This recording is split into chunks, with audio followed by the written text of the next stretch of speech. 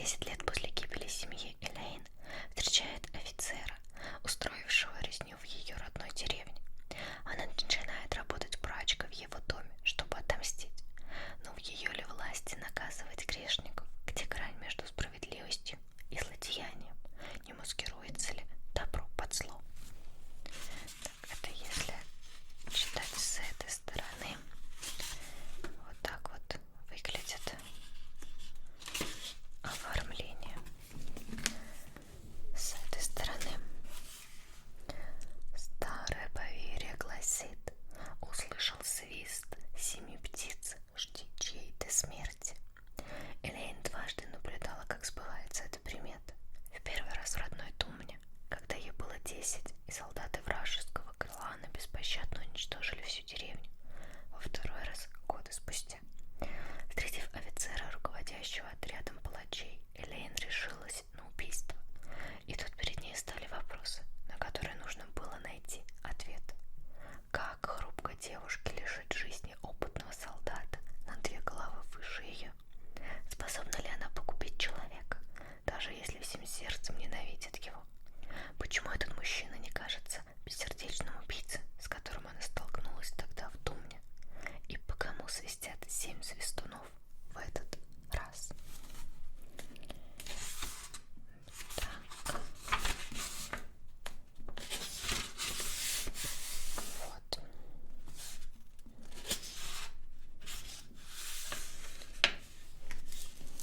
Так, а начало. Мне интересно, яркий огонь вызвал у Элейн дурные воспоминания. А здесь...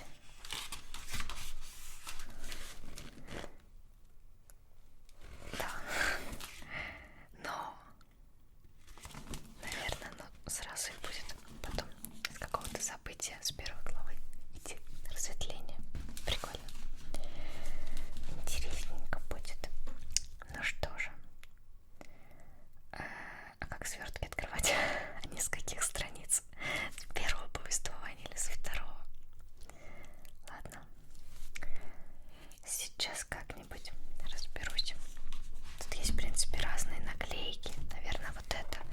Смотрите. Вот эти красноватые. Это, наверное, относится к второй версии. А вот эти синеватые, наверное, к первой. Давайте проверять. 18 страница.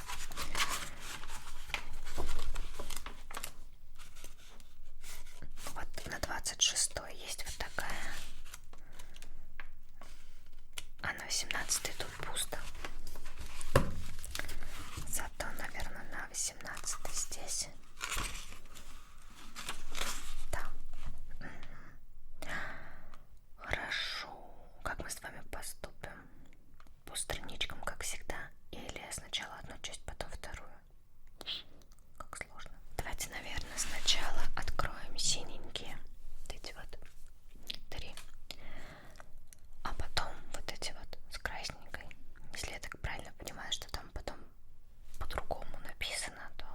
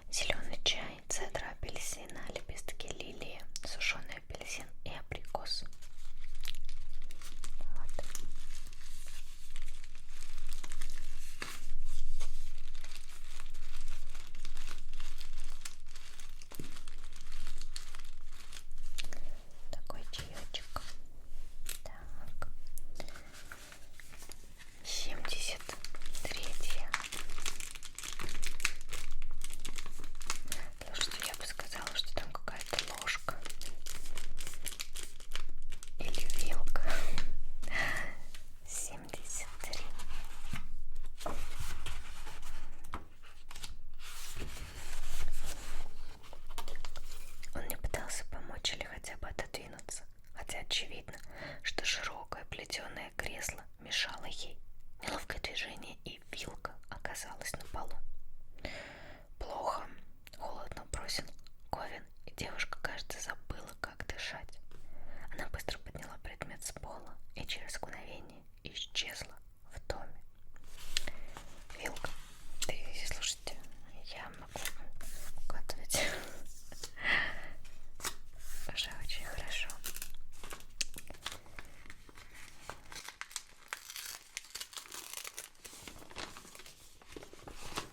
Вилка. Так, с виду самая обычная вилка, но на ней вот здесь есть гравировка.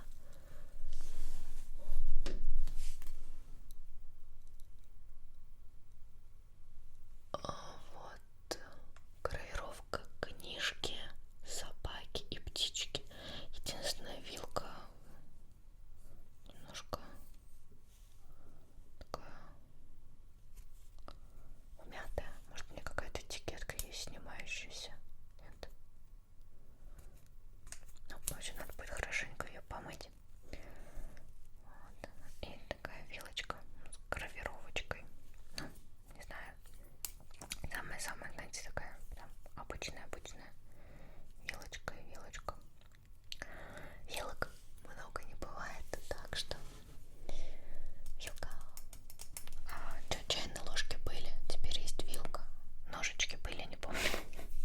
И большие ложки. И можно будет собрать целый сервиз различных тематических столовых приборов. Так, 209 у меня он сразу вот так вот немножечко лопнул, видимо. Но здесь что-то плотненькое такое, тяжеленькое.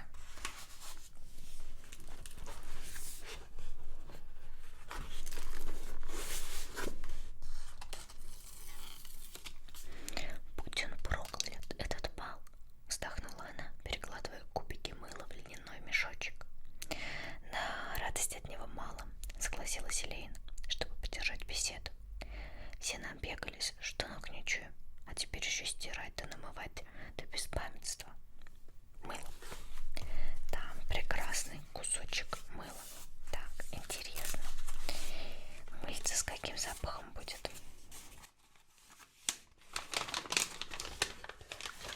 Вот такое вот мыло. Легендарные Пенни прачки. Такой кусочек. Похожие мыльцем, по-моему, уже были в коробочках, только вроде другого, наверное, запаха и цвета.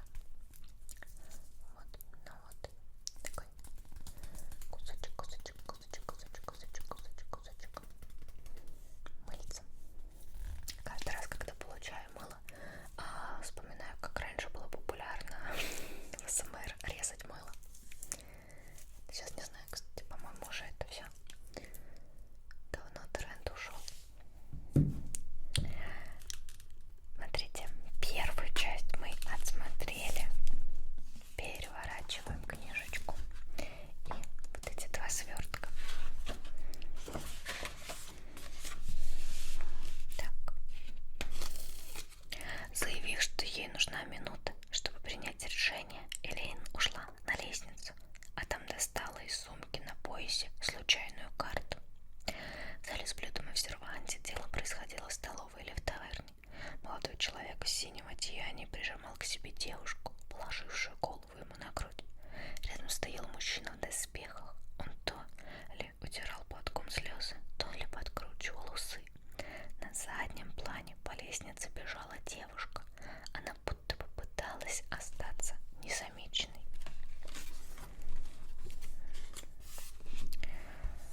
Так, карта, сумка.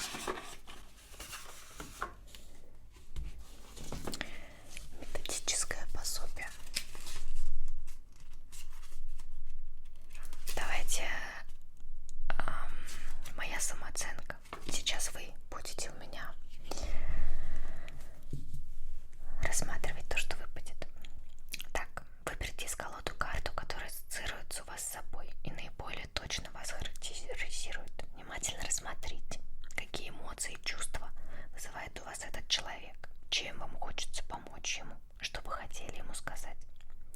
Снова пройдитесь к карте и ответьте на следующие вопросы. Кто этот человек? Как он к тебе относится? Какого отношения заслуживает? Почему не получает то отношение, которое заслужил? Чем отличается от других? И что не хватает, как вам кажется, этому человеку? Так, потом нужно представить себя всемогущим магом, который может одарить этого человека всем, чем он нуждается. Любовью, уважением, заботой, деньгами. Поразмышлять о том, что человек на карте действительно заслуживает всего, чего необходимо. И этот человек — это вы. Потом нужно снова задать себе вопросы из пункта 1 и прочувствовать, насколько изменилось ваше отношение к человеку на карте. Хотели бы вы заменить выбранную карту на другую, более соответствующую вашему новому окружению. А теперь я буду вам показывать эти карточки.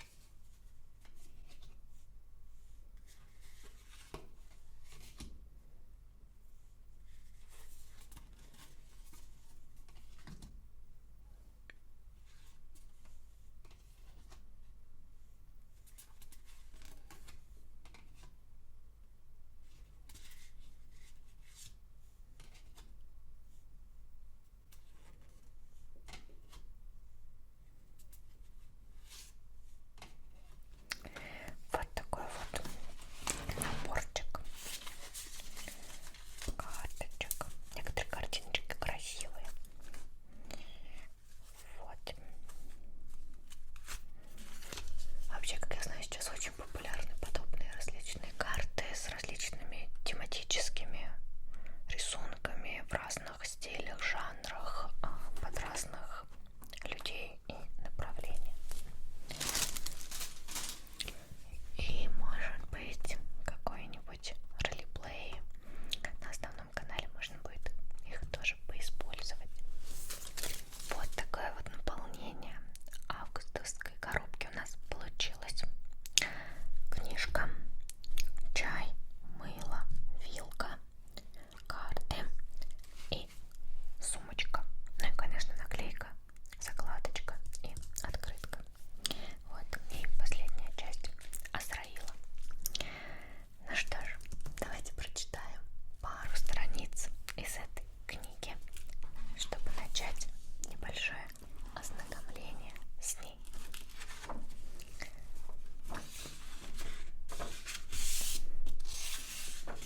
Глава 1, в которой одна встреча меняет жизнь Элейн. Яркий огонь вызвал у Элейн дурные воспоминания. Она внутренне сжималась всякий раз, когда Войд зажигал печь, чтобы кипятить щелочную воду. Приходилось приоткрывать небольшое окно прачечной, будто бы из-за запаха, но на самом деле из-за душащего беспокойства. От пары девичьей лоб становился влажным, рыжие волосы вились еще мельче, вылезая из-под чепца. После кипячения Элейн всегда ждала еще много работы. Когда она заканчивала варить хозяйскую одежду в тазу, нужно было погрузить 4 корзины мокрого белья на телегу и отвезти к реке.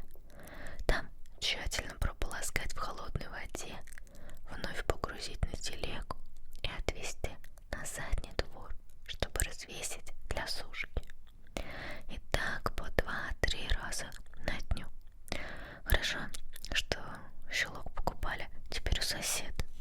Говорили, он делал лучшее средство для стирки во всем Лемесе, если не во всей Каппадонии.